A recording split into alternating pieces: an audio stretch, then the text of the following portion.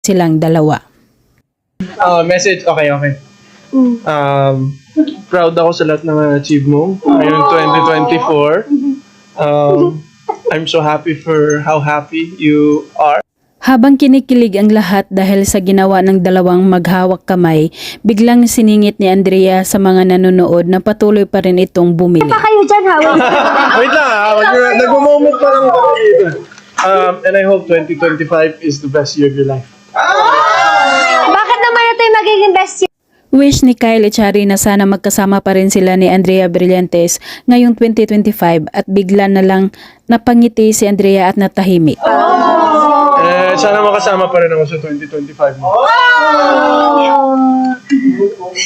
And scene. And see, Sinabi ng kay Drea na may mga nakaplano ng project sa kanila ngayong taon 2025 at hindi na nila ito masyadong dinitalye pa. may mga show ba kayo this year? Yes. Yes. Abangan nyo lang po. Actually, mahina ayos po na dapat yung abangan. Yun ang masasabi ko. Habang nakaupo ang kay Drea sa sofa, makikitang hawak-hawak ni Kyle Echari ang balikat ni Andrea Brillantes.